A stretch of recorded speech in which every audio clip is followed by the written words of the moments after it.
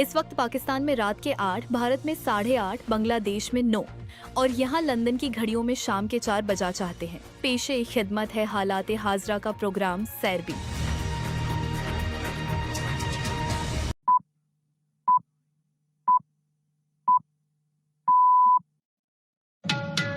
اگست کے سربین سے میں ہوں جاوید چودھری.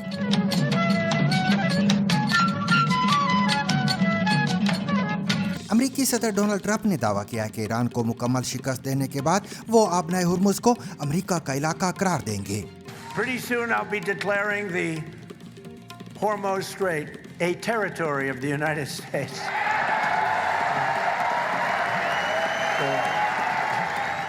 امریکی صدر ڈونلڈ ٹرمپ کے آبنائے ہرمز کو امریکہ کا علاقہ قرار دینے کے دعوے پر ایرانی نائب وزیر خارجہ قاسم غریم آبادی نے کہا ہے کہ آبنائے ہرمز ایران کی تھی, ہے اور رہے گی. دوسری جانب ایرانی وزیر خارجہ عباس اراغچی کا کہنا ہے کہ امریکہ کے ساتھ مذاکرات کی بحالی کا ابھی کوئی فیصلہ نہیں ہوا. ان کے مطابق قطر اور پاکستان کے ذریعے دونوں جانب پیغامات کا تبادلہ جاری ہے, لیکن ان رابطوں کا مقصد مذاکرات نہیں. انہوں نے کہا کہ تہران امریکہ سے رابطے کے لیے ایک عبوری راستہ تیار کر رہا ہے جو بعد میں مستقل شکل اختیار کر سکتا ہے. Warnings is not called negotiation or dialogue. It is simply an exchange of messages through our friends. Taliban کو افغانستان میں اقتدار سنبھالے 5 سال مکمل. اس موقع پر طالبان حکومت کے وزیر خارجہ امیر خان متقی نے کہا ہے کہ بارہا کوششوں کے باوجود ہم یہ بات نہیں سمجھ سکے کہ افغانستان کے ساتھ جاری کشیدگی سے پاکستان کیا حاصل کرنا چاہتا ہے. یہ بھی جانیں گے کہ طالبان کی 5 سالہ حکومت میں تعلیم سے روزگار تک, خواتین کی آزادیوں پر عائد پابندیوں نے ان کے مستقبل کو کس طرح متاثر کیا. آج 5 سال بعد طالبان مضبوطی سے کنٹرول میں ہے. ان کی قیادت ایک انتہائی قدامت پسند سپریم لیڈر ہبت اللہ اخندزادہ کر رہے ہیں. انہوں نے سینکڑوں فرمان جاری کیے ہیں جن میں سے اکثر خواتین اور لڑکیوں کی زندگیوں کو محدود کرتے ہیں. انڈونیشیا میں 7.7 شدت کے زلزلے سے ہلاکتوں کی تعداد 20 تک جا پہنچی. We have found 3 people. One is dead and the 2 others are badly injured. We are still waiting for the report on victims from other areas. یمنی حکومت کا کہنا ہے کہ حوثیوں کے میزائل حملے میں کم از کم 4 شہری ہلاک ہو گئے ہیں. پاکستان کے صوبے خیبر پختونخوا کے ضلع دیر بالا میں پولیس اہلکاروں کا محاصرہ. مقامی لوگوں نے مدد کے لیے ہتھیار اٹھا لیے. انڈین حکومت کی پیٹرول میں 20% تک ایتھنول ملانے کی پالیسی سے صارفین کیوں پریشان ہیں, جانیں گے کہ ایتھنول ہوتا کیا ہے. ایتھنول ایک بائیو فیول ہے جو گنے کے رس, مولاسس, مکی, ٹوٹے ہوئے چاول اور دیگر اناج سے بنایا جاتا ہے. اسی ایتھنول کو پیٹرول میں ملا کر E20 جیسے بائیو فیول تیار کیے جاتے ہیں. سادہ الفاظ میں یہ سمجھ لیجئے کہ جب آپ 1 لیٹر E20 پیٹرول خریدتے ہیں تو انڈین حکومت اس میں 200 ملی لیٹر ایتھنول ملا کر بیچ رہی ہے. آپریشن یا ریڈیو تھراپی, جانیے پروسٹیٹ کینسر کے کم مداخلتی علاج پر نئی تحقیق میں کیا پتہ چلا. اس میں الٹرا ساؤنڈ ویوز کی مدد سے شدید حرارت پیدا کی جاتی ہے اور پھر توانائی کی اس شدت سے پروسٹیٹ میں موجود کینسر کے خلیات کو نشانہ بنایا جاتا ہے. یورپ ایک بار پھر شدید گرمی کی لپیٹ میں. جرمنی, فرانس اور کروشیا میں ہزاروں افراد محفوظ مقامات پر منتقل. جرمنی میں حکام نے بیلجیم کی سرحد کے قریب واقع گے گاؤں میں قریبی جنگل میں آگ لگنے کے بعد تقریباً 2000 لوگوں کو اپنے گھر چھوڑنے کے لیے کہا ہے. کروشیا میں ایڈریاٹک ساحل کے پاس چیڑ کے جنگلات میں آگ لگنے کے بعد سینکڑوں سیاحوں اور رہائشیوں کو وہاں سے مجبوراً جانا پڑا. اور فرانس میں جنگل میں آگ لگنے کے بعد سینکڑوں لوگوں کو دیہی علاقوں سے باہر نکالنا پڑا. 1947 کے بٹوارے میں مسلمانوں نے سکھ خاندان کو بچانے کے لیے حلف کیوں لیا؟ تو ملا صاحب نے یہ کہا کہ اچھا قرآن شریف پہ ہاتھ رکھ کے آپ اوتھ لیں, سو چکو کہ یہ آپ کا بھائی ہے اور اس کی فیملی ہے, اور انہوں نے وہ اوتھ لیا. میں کون ہوتا ہوں کہنے والا کہ انہوں نے اصلی سچی سو چکی یا جھوٹی. آزادی کے 79 سال بعد پاکستان اور انڈیا کہاں کھڑے ہیں؟ سنیے پاکستان کے معروف صحافی وسعت اللہ خان کا کالم بات سے بات. کتنے سیدھے لوگ تھے گاندھی جی, جناح اور نہرو وغیرہ. ایک کا خیال تھا کہ وبھاجن ایسا ہی ہے جیسے پریوار بڑا ہو جائے تو دو بھائی الگ الگ گھر بنا لیتے ہیں مگر آپسی میل جول قائم رہتا ہے. دوسرے کا خیال تھا کہ ہم اسی طرح رہنا سیکھ لیں گے جیسے کینیڈا اور امریکہ رہتے ہیں. یہ میں ٹرمپ سے پہلے کی بات کر رہا ہوں. اس کے علاوہ مزید خبریں بھی آج کے سیربین کا حصہ رہیں گی مگر ہمیشہ کی طرح پہلے اہم عالمی خبروں کا خلاصہ.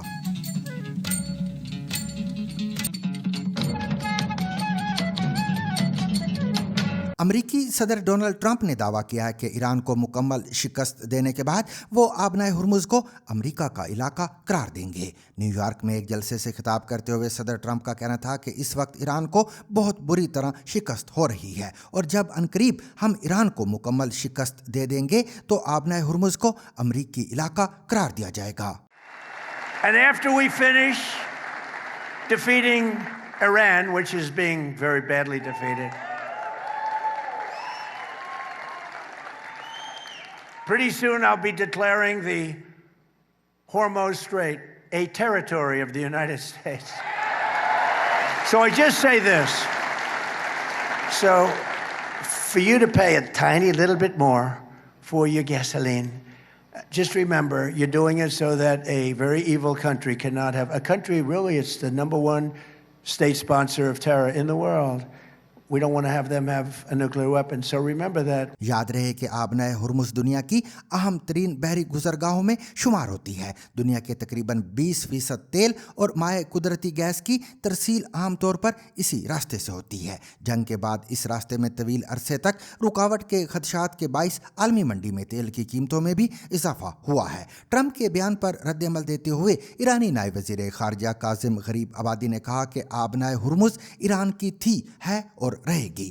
Social media platform X پر ایک بیان میں انہوں نے کہا کہ آبنائے ہرمز پر نہ تو کسی ٹویٹ کے ذریعے اور نہ ہی طیارہ بردار بحری جہاز سے قبضہ کیا جا سکتا ہے. انہوں نے کہا کہ ایران نہ دھمکیوں سے ڈرتا ہے اور نہ ہی طاقت کے مظاہرے سے. غریب آبادی نے یہ بھی دعویٰ کیا کہ امریکہ کو اب تک بھاری اسٹریٹجک شکست کا سامنا کرنا پڑا ہے. ان کے مطابق آبنائے ہرمز کو بند یا کھولنے کا اختیار صرف ایران کے پاس ہے. دوسری جانب ایرانی وزیر خارجہ عباس اراغچی نے کہا ہے کہ امریکہ کے ساتھ مذاکرات کی بحالی کے بارے میں ابھی تک کوئی فیصلہ نہیں کیا گیا. بی بی سی فارسی نے خبر رساں ادارے اسنا کے حوالے سے بتایا ہے کہ عباس اراغچی کے مطابق قطر اور پاکستان ثالث کے طور پر ایران کے ساتھ رابطے میں ہیں اور دونوں جانب سے پیغامات کا تبادلہ بھی جاری ہے. تاہم ان رابطوں کا مطلب یہ نہیں کہ مذاکرات شروع ہو گئے ہیں. انہوں نے کہا کہ اسلام آباد میں طے پانے والی مفاہمت میں جنگ کے خاتمے کی بات کی گئی تھی، جنگ بندی کی نہیں.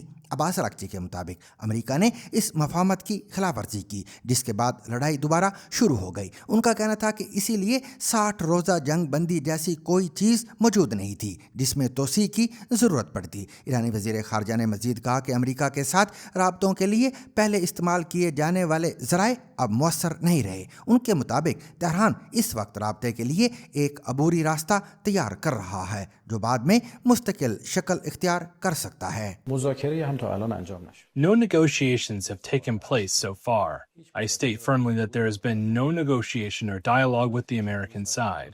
However, in recent days, the American side has begun sending various messages through different intermediaries.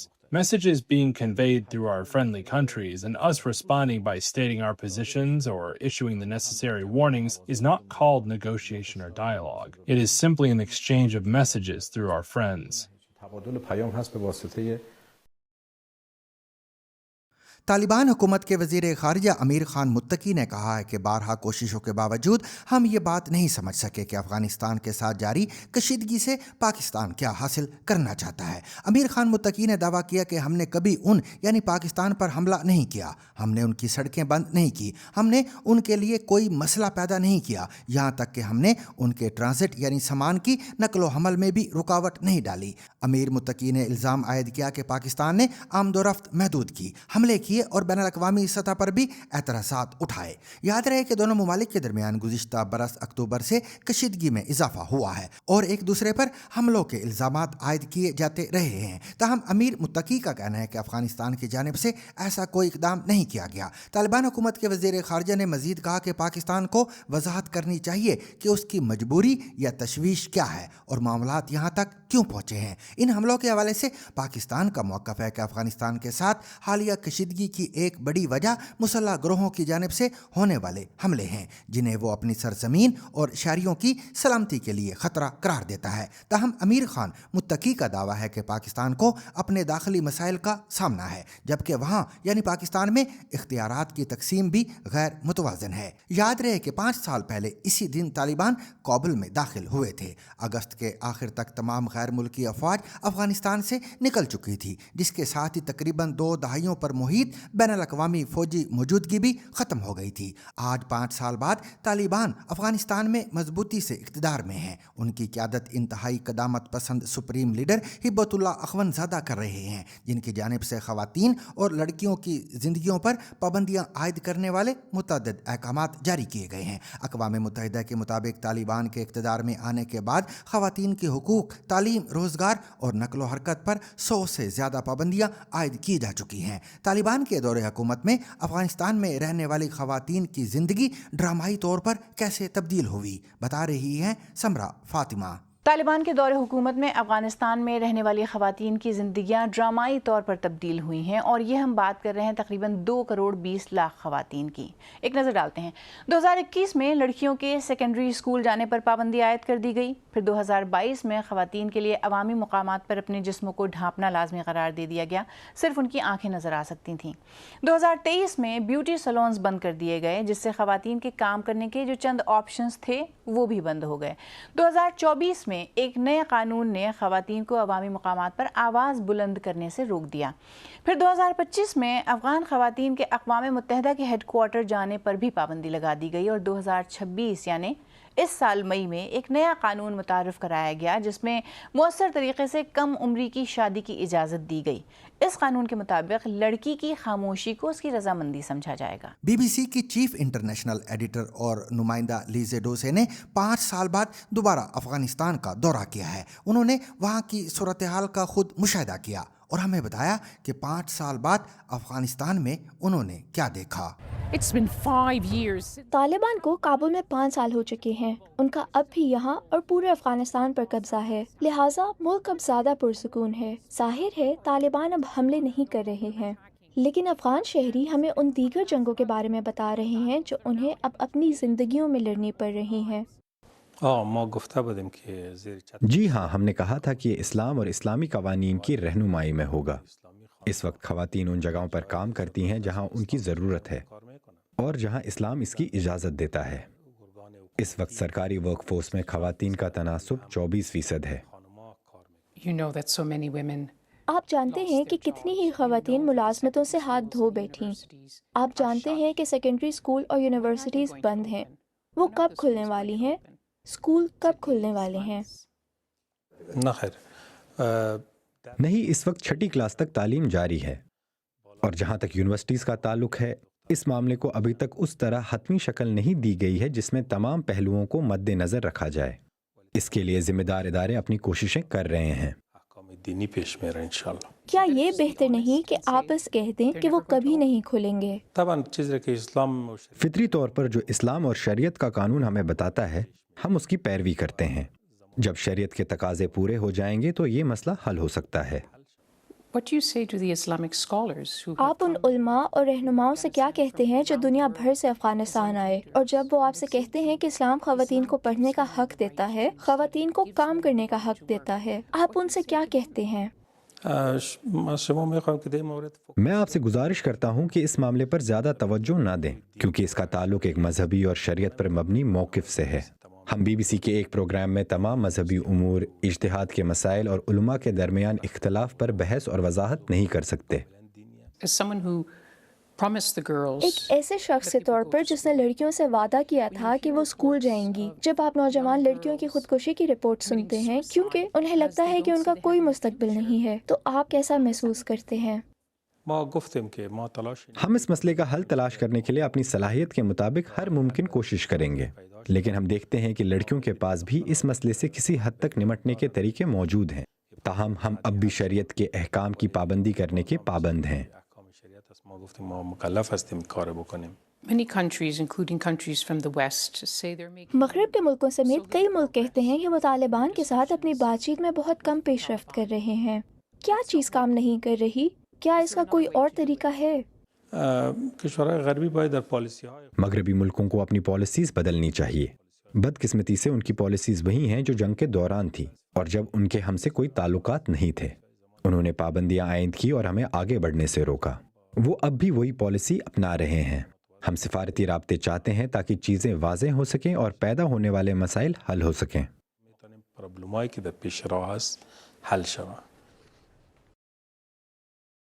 Indonesia में शनिचर की अलग सुबह 7.7 शिद्दत के ज़लज़ले के नतीजे में अब तक कम से कम 20 अफराद हलाक हो चुके हैं। मुल्क के कुदरती आफात से निमटने वाले इदारे के मुताबिक ज़लज़ले के बाइस मुतअद्दिद अफराद ज़ख्मी भी हुए हैं। ताहम हलाकतों और ज़ख्मियों की तादाद इब्तिदाई है और इमदादी कार्रवाइयाँ जारी हैं। ज़लज़ले और इसके बाद आने वाले दर्जनों आफ्टर शॉक्स के बाइस इलाकों में मुतअद्दिद इमारतों को नुकसान पहुँचा। इंडोनेशिया की महकमा मौसमियात और जियोफिजिक्स एजेंसी के मुताबिक ज़लज़ला मुकामी वक्त के मुताबिक शनिचर की सुबह 5 बजे के करीब जजीरे फ्लोरेस में आया।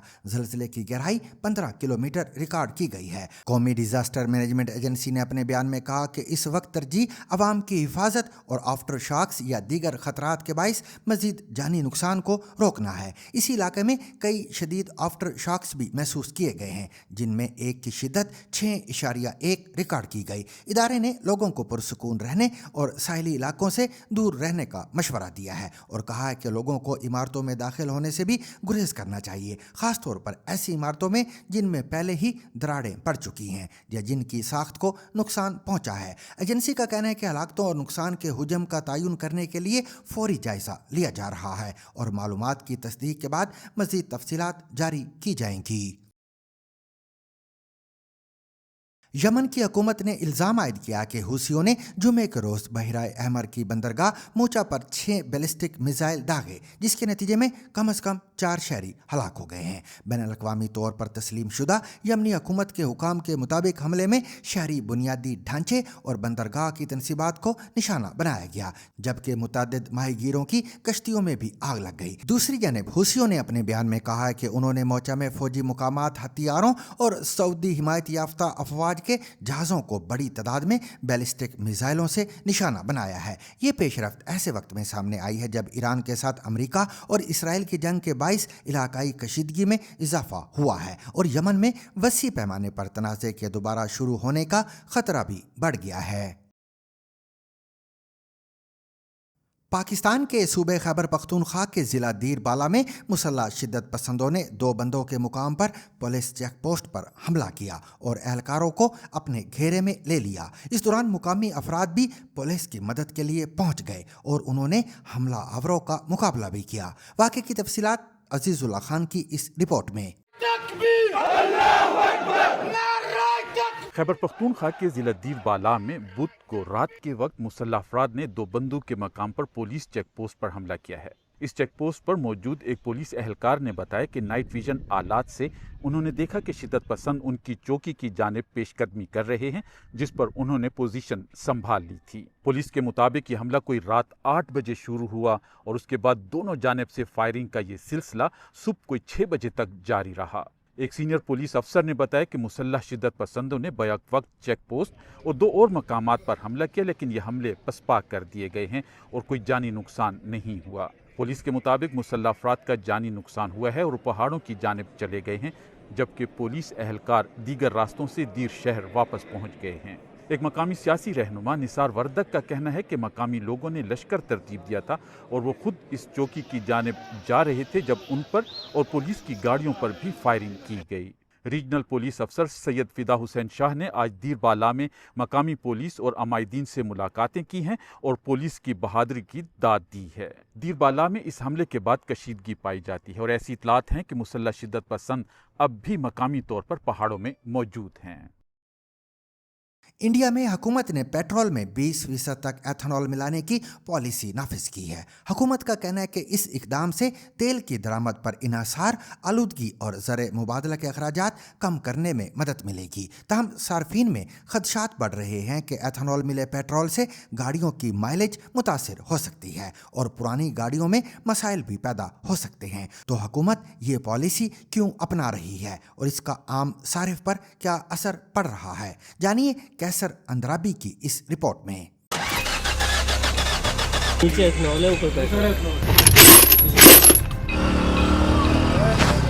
ये पहले 60 की एवरेज देती थी हमारी बाइक, जब से ये एथेनॉल मिलाने लगे 20 की एवरेज पे आ गई है। गन्ने का रसा होता है ना, ऐसा इंफ्रास्ट्रक्चर होना चाहिए था इस चीज़ के लिए कि पहले से ही आपको E20 के लिए कंपाइल करनी चाहिए थी गाड़ियाँ। ज़्यादातर प्रॉब्लम तो यही है कि गाड़ियाँ बंद हो जाती, स्टार्ट ही नहीं होती। आग लगाने के लिए बारूद चाहिए, गन्ने का जूस नहीं चाहिए।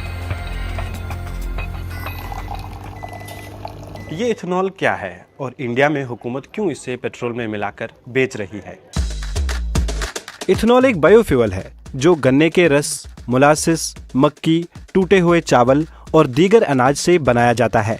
इसी इथेनॉल को पेट्रोल में मिलाकर E20 जैसे बायोफ्यूल तैयार किए जाते हैं। सादा अल्फाज में ये समझ लीजिए कि जब आप 1 लीटर E20 पेट्रोल खरीदते हैं तो इंडियन हुकूमत उसमें 200 मिलीलीटर इथेनॉल मिलाकर बेच रही है। और अगर बेच रही है तो सारिफीन इतना हंगामा क्यों कर रहे हैं? कोई कह रहा है कि माइलेज गिर गई है तो किसी की शिकायत ये है कि इथेनॉल से गाड़ियों के इंजन तबाह हो रहे हैं। पेट्रोल डालने के बाद गाड़ी स्टार्ट नहीं हो रही थी, उसको हमने पेट्रोल निकाला तो 12 लीटर पेट्रोल डलवाया था, जिसमें उन्होंने 4 लीटर पेट्रोल निकला, बाकी सारा पानी निकला नीचे से। ये अच्छा, ये जो वाइट क्वांटिटी में है इतना सारा, नीचे इथेनॉल है, ऊपर पेट्रोल। तो इससे इंजन में कितना डैमेज हो सकता है? पूरा इंजन ही डैमेज हो रहा है। और क्या हो रहा है? ये सब गाड़ियों में आ रहा है कि कुछ मखसूस गाड़ियों में आ रहा है? 99% आ रहा है। इन्होंने 90 बोला, मैं आपको 99% बोल रहा हूँ। हुकूमत कहती है कि E20 से कार्बन के अखराज में कमी आई है, खाम तेल की दरामद पर इन्हिसार कम हुआ है, किसानों की आमदनी में इजाफा हुआ है। तो खाम तेल की दरामद में कमी से इंपोर्ट बिल पर क्या फर्क पड़ रहा है? इंडिया अपनी तेल का कुल जरूरत का तकरीबन 80% से ज्यादा हिस्सा इंपोर्ट करता है। गुज़श्ता माली साल में खाम तेल के इंपोर्ट पर तकरीबन 122 अरब डॉलर खर्च हुए। हुकूमत के मुताबिक उसने E20 ब्लेंडिंग की वजह से तकरीबन 4 अरब डॉलर की फॉरेन एक्सचेंज बचाई। लेकिन तस्वीर का एक और रुख भी है। ये किसान मशरकी उत्तर प्रदेश में इथेनॉल बनाने के लिए लगाई जा रही एक फैक्ट्री की मुखालिफत कर रहे हैं। इनका दावा है कि फैक्ट्री लगने से इनके इलाके में पानी की किल्लत और बढ़ जाएगी। जमीन से हमको उतना लगाव नहीं है जितना समझ लीजिए फैक्ट्री से नुकसान है। 20 हैंडल चलाने पे तो 1 लोटा पानी निकलता था, जब वो बन जाएगा तो कम से कम कुछ नहीं, समझ लीजिए पानी बगैर मरना ही पड़ेगा। फैक्ट्रियां जो कहती हैं कि 3 लीटर पानी में हम इथेनॉल बनाते हैं, तो पूरी प्रक्रिया हम समझते हैं। हम अगर चावल को लेते हैं तो ICR की रिपोर्ट कहती है कि अगर रोपाई करके चावल उपजाते हैं तो जो 120 से 25 दिन की फसल है वो लगभग 3000 लीटर पानी जो है 1 किलो चावल पैदा करने में खर्च हो जाता है। 3 किलो चावल से करीब 1 लीटर इथेनॉल बनेगा। तो अगर हम 3 किलो चावल को ले लें तो अगर 3 त्रिका 9 यानी 9000 लीटर पानी ऐसे हो गया। और विशेषज्ञों का कहना है कि 10,790 लीटर पानी टोटल 1 लीटर इथेनॉल बनाने में खर्च हो रहा है। इसी तरीके से अगर मक्के से इथेनॉल बनाया जा रहा है तो करीब जो है 4500 लीटर पानी खर्च हो रहा है। और अगर गन्ने से हम बात करें तो ये जो है लगभग 3600 लीटर पानी खर्च हो रहा है। जो पेट्रोल से चलने वाले वाहन है वो करोड़ों की संख्या में है, तो हर रोज़ करोड़ों लीटर पेट्रोल की ज़रूरत है। उसमें 20% भी हम अगर मिलाते हैं तो 1000 करोड़ लीटर इथेनॉल की ज़रूरत हमको हर साल पड़ती है। तो किसानों का और विशेषज्ञों की जो चिंता है कि हर दिन जो है लाखों लीटर पानी जो है भूगर्भ जल से दोहन करेंगे और ये पानी जो है फिर रिसाइकिल नहीं होगा। आसपास की जितनी भी ज़मीन है, लगभग 20 किलोमीटर के रेंज की बात करें, अगर एक फैक्ट्री इस्तेमाल होती है तो मुश्किल से 10 साल में पूरी की पूरी ज़मीन बंजर हो जाएगी। एक नई रिपोर्ट के मुताबिक E20 पेट्रोल की कम माइलेज ने 2023 से 2026 के दरमियान इंडियन सार्फिन पर तकरीबन 88,234 करोड़ रुपए का इजाफी बोझ डाला। नाकदीन कहते हैं कि इथेनॉल ब्लेंडिंग की कीमत अवाम अदा कर रहे हैं। सारिफिन की नाराजगी देखते हुए अपोजिशन की जमातों ने भी इस मसले को उठाना शुरू कर दिया है। लोकल सर्कल्स करके एक संस्था है, उसने देश भर में 45,000 व्हीकल इस्तेमाल करने वालों का सर्वे किया। उसमें पता चला 67% लोगों की माइलेज कम हो गई। और ये इनके मंत्री आके कहते नहीं E20 ठीक है। अरे काउंटर में कुछ तो रखो, कोई रिपोर्ट रखो, कोई साइंटिफिक स्टडी रखो, कोई इंजीनियरिंग की बात रखो। कुछ नहीं रखेंगे। हमने स्टडी करा ली। अरे स्टडी करा ली तो स्टडी की कोई रिपोर्ट तो होगी। बीजेपी ने बढ़ती हुई तनकीद के जवाब में एक वीडियो पैगाम जारी किया है। किसी ने लिख दिया और हजारों लोगों ने मान लिया, लेकिन साइंस क्या कहती है? E20 का ऑक्टेन नंबर पेट्रोल से काफी ज्यादा होता है। हुकूमत फिलहाल अपने इस मौक़िफ़ पर कायम है कि पॉलिसी में कोई तरमीम नहीं होगी, क्योंकि इस पर अब तक अरबों डॉलर खर्च किए जा चुके हैं। लेकिन इथेनॉल की मुखालिफत का सफ़र अभी शुरू ही हुआ है और इसमें कई मोड़ आना बाकी हैं। सामीन, क्या आप तसव्वुर कर सकते हैं कि 7 दहाइयों बाद आपको मालूम हो कि तकसीम हिंद के दौरान आपके दादा की जान किसने बचाई थी? डॉक्टर तरुणजीत सिंह बुटाला के साथ ऐसा ही कुछ हुआ है। 1947 में एक मुसलमान खानदान ने उनके दादा दादी को पनाह देकर उनकी जान बचाई और बरसों बाद डॉक्टर बुटालिया अपने खानदान के मौसनों को तलाश करने में भी कामयाब हुए। मज़ीद जानिए फुरकान इलाही की इस रिपोर्ट में। आप कैसे इमेजिन कर सकते हो कि 70 साल के बाद आपको पता लगेगा कि आपके जो ग्रैंड पेरेंट्स हैं किसने उनको अपने घर रखा? ये कभी पॉसिबल है? मैं सोच ही नहीं सकता था, लेकिन हुआ। जी, मेरी दादी मुझे बताती होती थी कि 1947 में वो लाहौर में एक मुस्लिम फैमिली के घर में रहे थे 2 महीने के लिए। गुजरांवाले से, जहाँ से हमारी फैमिली है, यहाँ पर आए थे और उन्होंने उनको पनाह दी, यहाँ पर 2 महीने अपने घर रखा। मेरी दादी बताती है जुमे वाले दिन जब मेरे दादाजी के दोस्त जो हैं वो गए मस्जिद पर, तो उनको जो मुल्ला साहब हैं उन्होंने साइड पे बुलाया, कहा कि मैंने आपसे कुछ बात करनी है। उनसे पूछा कि भी क्या है? कहता सुना है आपके घर में कोई मेहमान आए हैं। तो कौन है वो? तो कहते जी वो मेरा भाई है और उसकी फैमिली है।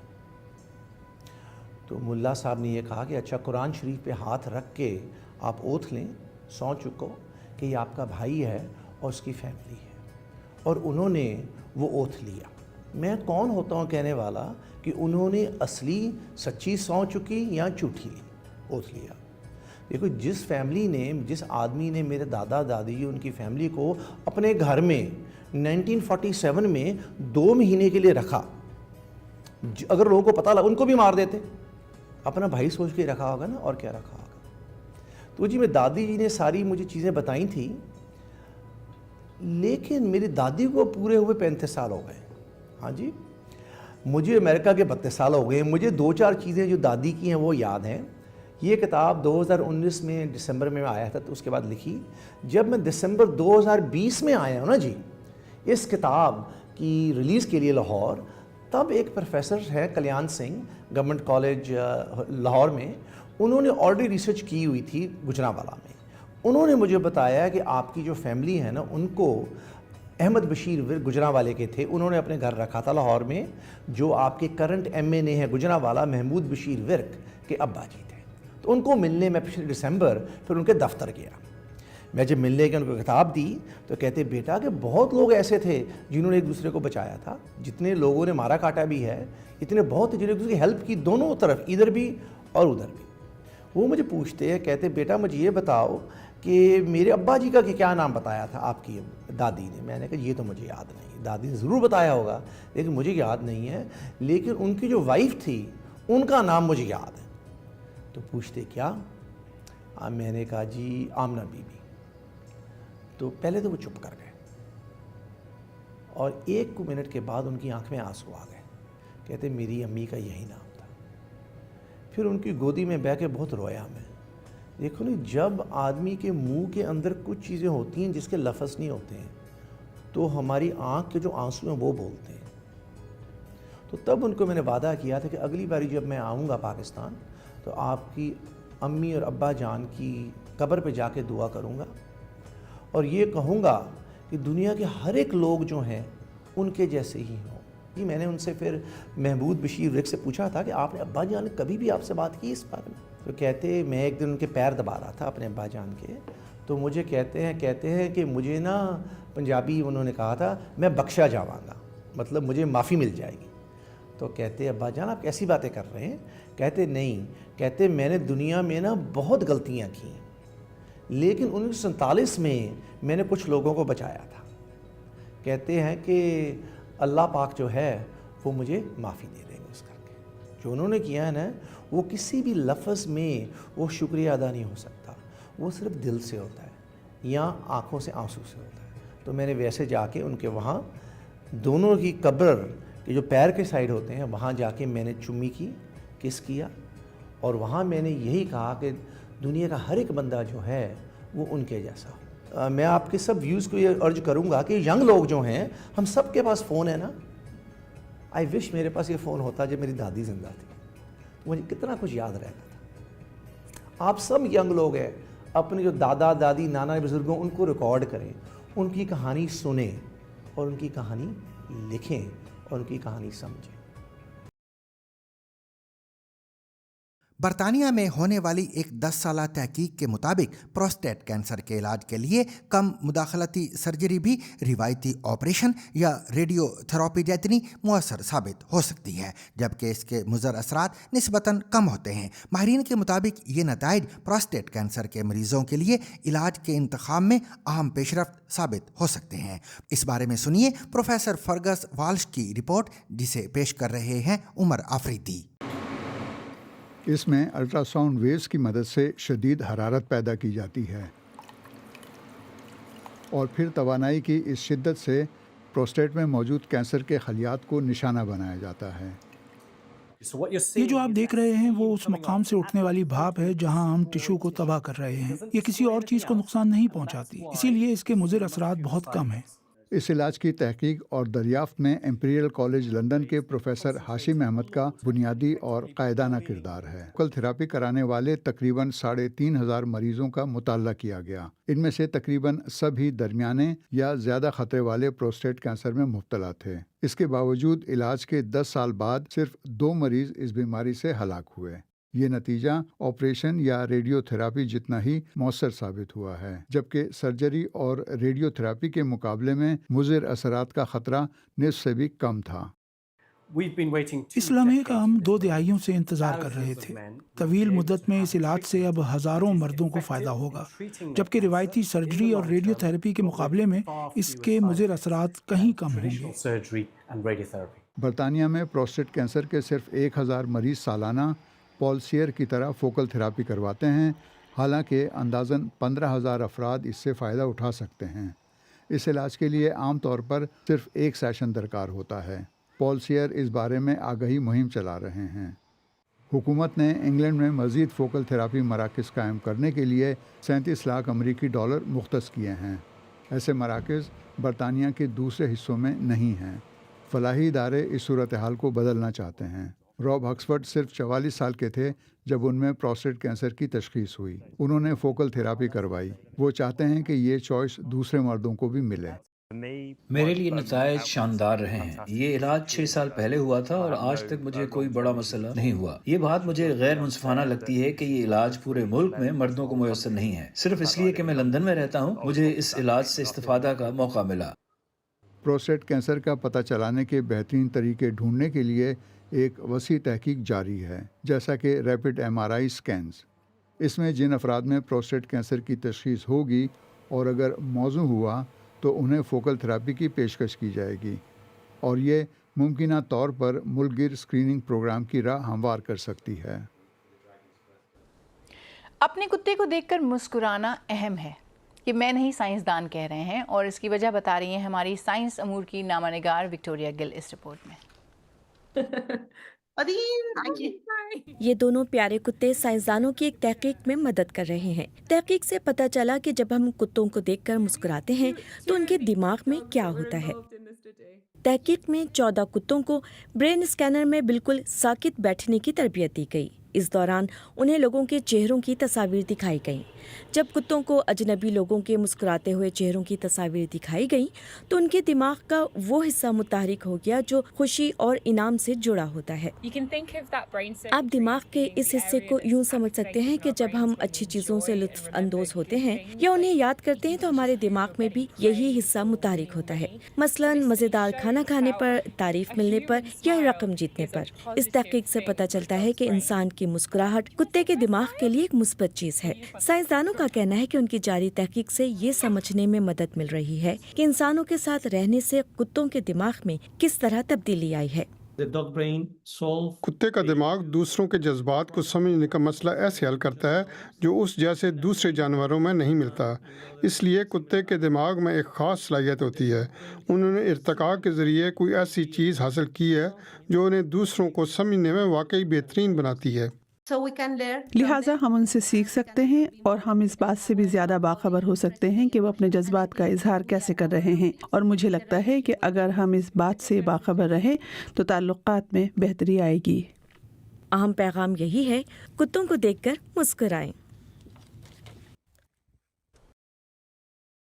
यूरोप के बेशतर हिस्से एक बार फिर शदीद गर्मी की लहर की लपेट में हैं, जबकि जंगलात में लगने वाली आग के बाइस कई इलाकों में इनखला के अहकामात भी जारी किए गए हैं। जर्मनी में हुकाम ने बेल्जियम की सरहद के करीब वाक़े एक गांव में तकरीबन 2000 अफराद को अपने घर खाली करने की हिदायत की है और इसकी वजह ये थी कि करीबी जंगल में लगने वाली आग तेज़ी से फैल रही थी। क्रोएशिया में एड्रियाटिक साहिल के करीब जंगलात में आग लगने के बाद सैकड़ों सयाहों और मुकामी रिहायशियों को महफूज मुकामात पर मुंतकिल होना पड़ा। फ्रांस में भी जंगलात की आग के बाइस सैकड़ों अफराद को देही इलाकों से निकाला गया। बरतानिया भी इस साल की 5वीं हीट वेव से गुजर रहा है। गुज़िश्ता रोज़ रवां मौसम गर्मा का अब तक का गर्म तरीन दिन रिकॉर्ड किया गया, जबकि आज भी बाज़ इलाकों में दर्जा हरारत 30 डिग्री सेंटीग्रेड से तजावुज़ कर गया है। शदीद गर्मी के असरात सिर्फ इंसानों तक महदूद नहीं, दरियाए डेन्यूब समेत यूरोप की अहम आबी गुजरगाहों में पानी की सतह ड्रामाई तौर पर कम हो गई है, जबकि बरतानिया में गैर मामूली गर्मी ने कई फसलों को बुरी तरह मुतासर किया है। ताहम एक फसल ऐसी भी है जो इस गर्म मौसम में खूब फल फूल रही है। डेबी टीमी ने नॉरफॉक के एक फार्म का दौरा किया, जहां इस साल सूरजमुखी की अब तक की बेहतरीन फसल हुई है। उनकी रिपोर्ट पेश कर रही हैं आलिया नास्की।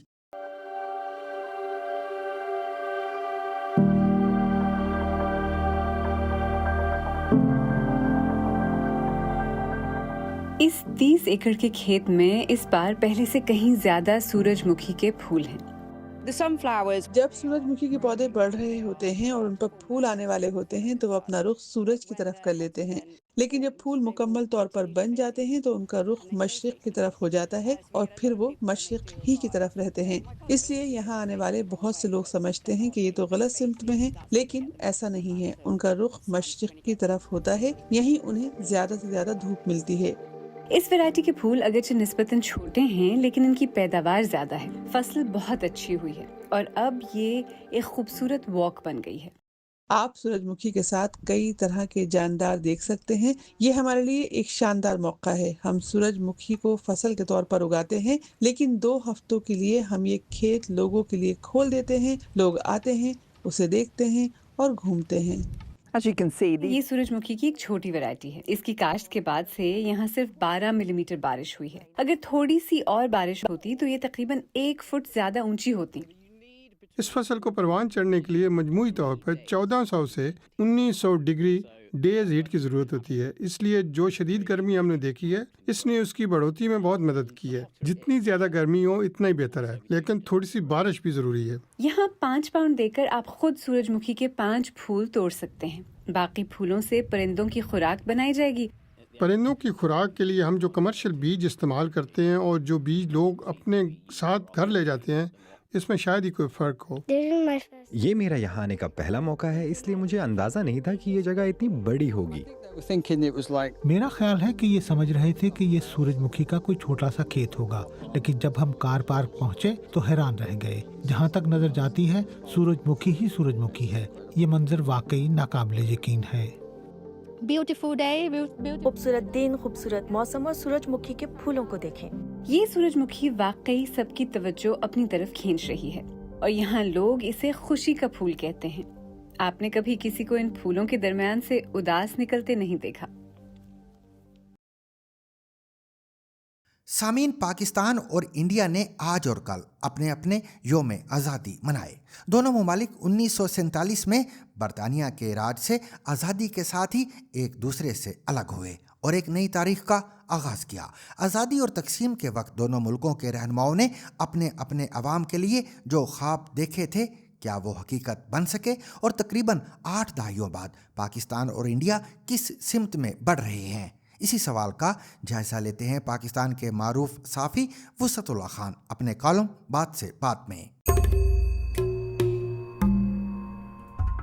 تو یوں لگتا ہے کہ 78 ورش پہلے بھارت اور پاکستان کو نہیں بلکہ برٹن کو ہم سے آزادی ملی. گورا تو ہاتھ جھاڑ کے چمپت ہو گیا اور ہم دونوں اس کے بوئے ہوئے کانٹے آنکھوں سے چنتے چلے جا رہے ہیں. اب تو یہ کانٹے اور بڑے ہو کے شریر میں کھب رہے ہیں. کتنے سیدھے لوگ تھے گاندھی جی، جناح اور نہرو وغیرہ. ایک کا خیال تھا کہ وبھاجن ایسا ہی ہے جیسے پریوار بڑا ہو جائے تو 2 بھائی الگ الگ گھر بنا لیتے ہیں مگر آپسی میل جول قائم رہتا ہے. دوسرے کا خیال تھا کہ ہم اسی طرح رہنا سیکھ لیں گے جیسے کینیڈا اور امریکہ رہتے ہیں. یہ میں ٹرمپ سے پہلے کی بات کر رہا ہوں. جناح صاحب تو یہ تک سوچ رہے تھے کہ جب کچھ دنوں میں غصہ بیٹھ جائے گا تو میں ہر گرمیوں میں کچھ دن ممبئی کے مالابار ہل پہ بنے اپنے گھر میں رہا کروں گا. شروع کے سالوں میں ہندوستانی اور پاکستانی ناگرک پرمٹ پر ایک دوسرے کے ہاں آ جا سکتے تھے. پھر کچھ سال تک ایسا پاسپورٹ چلا جو بھارت اور پاکستان کے سفر کے لیے ہی کارآمد تھا. یہ پاسپورٹ کسی تیسرے دیش کے لیے استعمال نہیں ہو سکتا تھا. ہر پاکستانی گورنر جنرل، راشٹرپتی یا پردھان منتری ڈھاکہ آتے جاتے سمے دلی کے پالم ایئرپورٹ پہ ٹرانزٹ میں رکتا تھا.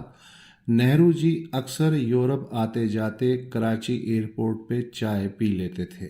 ایسا نہیں تھا کہ دونوں دیش 47-48 کی مار کاٹ بھول گئے تھے یا پاکستانی شاسن کو 2 نیشن تھیوری یاد نہیں رہی تھی یا کشمیر کو لے کے مت بھید مدھم پڑ گیا تھا یا پانی کی تقسیم پہ بحثم بحثی نہیں ہوتی تھی، مگر وہ پیڑھی راجنیتی اور مانو سمبندوں کو الگ الگ خانوں میں رکھنا جانتی تھی. ایک دوسرے سے ہر انترراشٹریہ سطر پہ بھڑتی بھی تھی مگر ایک دوسرے کی ذات کو کبھی نشانہ نہیں بناتی تھی. 1965 کے یدھ کے بعد ہوا بدلتی چلی گئی اور ششٹاچار کی جگہ ایک دوسرے کو ہر منڈپ پہ نیچا دکھانے اور بدلے کی بھاونا نے لے لی.